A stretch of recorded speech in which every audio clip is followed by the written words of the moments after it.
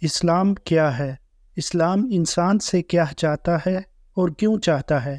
اس کے عقائد کا انسان کی زندگی سے کیا تعلق ہے؟ وہ اگر تسلیم کیے جائیں تو ان کا فائدہ کیا ہے اور نہ تسلیم کیے جائیں تو نقصان کیا ہے؟ ان تمام سوالوں کے جوابات سید ابو العلا مودودی صاحب نے اپنی کتاب دینیات میں واضح دلیلوں کے ساتھ دیے ہیں۔ سب سے پہلا سوال، اسلام کو اسلام کیوں کہتے ہیں؟ مودودی صاحب اس کے جواب میں لکھتے ہیں کہ دنیا میں جتنے بھی مذاہب ہیں ان سب میں سے ہر ایک کا نام یا تو کسی خاص شخصیت کے نام پہ رکھا گیا ہے یا وہ مذہب جس قوم میں پیدا ہوا اس قوم کے نام پہ رکھا گیا ہے۔ مثال کے طور پر عیسائیت کا نام اس لیے عیسائیت رکھا گیا کیونکہ اس کی نسبت حضرت عیسیٰ علیہ السلام کی طرف ہے۔ بدھ مت کا نام اس لیے بدھ مت رکھا گیا کیونکہ اس کی نسبت مہاتما بدھ کی طرف ہے۔ یہودی مذہب چونکہ ایک خاص قبیلہ یہودا میں پیدا ہوا تھا اس لیے اس کو یہودی مذہب کہا جاتا ہے۔ ایسا ہی حال دنیا کے تمام مذاہب کے ناموں کا ہے۔ اسلام اپنے اندر ایک خاص خصوصیت رکھتا ہے کہ یہ کسی خاص شخص یا کسی خاص قوم کی طرف منسوب نہیں کیا گیا، بلکہ اس کا دائرہ کافی بڑا ہے اور یہ تمام کے تمام انسانوں کی طرف منسوب کیا گیا ہے۔ اسلام کا مقصد یہی ہے کہ لوگوں میں اسلام کی صفت کو پیدا کیا جائے۔ اب اسلام کیا ہے؟ اسلام ایک عربی زبان کا لفظ ہے جس کے معنی اطاعت اور فرمانبرداری کے ہیں۔ اسلام کو اسلام کیوں کہا جاتا ہے؟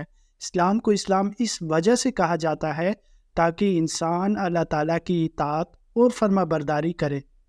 اسلام کی حقیقت کیا ہے؟ دنیا میں جتنی چیزیں ہیں سب ایک قاعدے اور قانون کے پابند ہیں۔ چاند اور تارے سب ایک زبردست قاعدے میں بندھے ہوئے ہیں جس کے خلاف وہ بال برابر جنبش نہیں کر سکتے۔ زمین اپنی خاص رفتار کے ساتھ گھوم رہی ہے۔ اس کے لیے جو وقت، رفتار اور راستہ مقرر کیا گیا ہے اس میں ذرا فرق نہیں آتا۔ پانی اور ہوا، روشنی اور حرارت سب ایک ضابطے کے پابند ہیں۔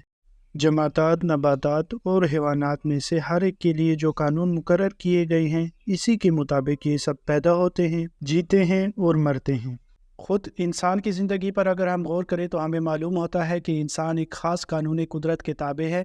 یہ اپنی ساری کی ساری زندگی ایک خاص قاعدے کے مطابق بسر کرتا ہے۔ سانس لیتا ہے، پانی و غذا، حرارت اور روشنی حاصل کرتا ہے۔ اس کی دل کی حرکت، خون کی گردش، سانس کا آمد و رفت، یہ سب ایک خاص ضابطے کا پابند ہے۔ اس لحاظ سے ہم دیکھیں تو کائنات میں موجود تمام کی تمام چیزیں بڑے سے بڑے سیارے سے لے کر زمین پر چلنے والی ایک چھوٹی سی چیونٹی تک ایک خاص قاعدے کی پابند ہیں اور اسی کی فرما برداری کرتے ہیں۔ تو اس لحاظ سے پورے کے پورے کائنات کا مذہب اسلام ہے، کیونکہ ہم پہلے ہی پڑھ چکے ہیں کہ اسلام کے معنی ہیں اطاعت اور فرما برداری کے۔ سورج بھی مسلم ہے، ستارے بھی مسلم ہیں، انسان بھی مسلم ہے، حتیٰ کہ وہ انسان بھی فطرتاً مسلم ہے جو خدا کو نہیں پہچانتا، خدا کا انکار کرتا ہے یا خدا کے ساتھ دوسروں کو شریک کرتا ہے، کیونکہ اس کا پیدا ہونا، زندہ رہنا اور مرنا یہ سب خدائی قانون کے تابع ہے۔ اسے اب ہم ایک دوسرے پہلو سے دیکھتے ہیں۔ بنیادی طور پر انسان کی دو حیثیتیں ہیں۔ ایک حیثیت یہ ہے جو میں آپ کو بیان کر چکا ہوں کہ انسان زبردست خدائی قانون کے قاعدوں کے ساتھ جکڑا ہوا ہے اور اس کی پابندی کے لیے یہ مجبور ہے۔ دوسری حیثیت یہ ہے کہ خدا نے اس کو عقل بخشی ہے، اس کو سوچنے، سمجھنے اور رائے قائم کرنے کی قوت عطا کی ہے۔ یہ اپنی مرضی سے کسی چیز کو پسند کرتا ہے یا کسی چیز کو پسند نہیں کرتا، کسی چیز کا انکار کرتا ہے یا کسی چیز کو وہ قبول کرتا ہے۔ یہ اپنی زندگی کے قاعدے خود بھی بنا سکتا ہے یا دوسرے کے قاعدوں کی پیروی کرتا ہے۔ تو اگر آسان الفاظ میں بتاؤں تو انسان اپنے عمل میں اس کو آزادی حاصل ہے کہ وہ کچھ بھی کر سکتا ہے۔ اب اس دوسری حیثیت سے انسان کو دو طبقوں میں تقسیم کیا گیا ہے۔ ایک انسان وہ ہے جو اپنے خالق کو پہچانتا ہے اور اسے اپنا آقا تسلیم کرتا ہے، پھر وہ اپنی زندگی کے تمام اختیاری کاموں میں اپنے خدا کے قانون کی پیروی کرتا ہے۔ یہ سچا مسلم ہے۔ اس کا اسلام مکمل ہو چکا ہے کیونکہ وہ اب جانتے بوجھتے ان چیزوں کی پیروی کر رہا ہے جو اس کے آقا نے اس کے لیے پسند کیے ہیں اور اپنی مرضی کو اپنے آقا کی مرضی پر وہ قربان کرتا ہے۔ تو یہ سچا مسلمان ہے اور وہ اس دنیا میں اللہ تعالیٰ کا نائب بن کے رہتا ہے۔ اب ساری دنیا اس کی ہے اور وہ خود خدا کا ہے۔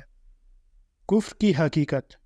اس کے مقابلے میں دوسرا انسان وہ ہے جو مسلمان پیدا ہوا مگر اس نے اپنی علم اور عقل کی قوت سے اپنے خدا کو نہیں پہچانا اور جو اختیارات اس کے خدا نے اس کو دیے تھے اس نے ان اختیارات کا غلط استعمال کیا اور حد سے تجاوز کیا، یہ شخص کافر ہے۔ کفر کے اصلی معنی چھپانے اور پردہ ڈالنے کے ہیں، تو ایسے شخص نے اپنی فطرت پر نادانی کا پردہ ڈال دیا۔ وہ اسلام کی فطرت پر پیدا ہوا، اس کے جسم کا ہر ایک حصہ اسلام کی فطرت پر کام کر رہا ہے، حتیٰ کہ اس کے ارد گرد ساری دنیا اسلام پر چل رہی ہے، مگر اس نے اپنی عقل پر پردہ ڈال دیا اور خدا کے احکامات پر چلنے کے بجائے اس نے ان کا انکار کیا اور اس کے خلاف چلنے کی کوشش کرتا رہا، تو ایسا شخص کافر ہے اور وہ کتنی ہی بڑی گمراہی میں مبتلا ہے۔ دینیات بک کے نیکسٹ ایپیسوڈ میں ہم پڑھیں گے اسلام کے فائدے اور کفر کے نقصانات۔ ملتے ہیں نیکسٹ ایپیسوڈ میں۔ اللہ حافظ۔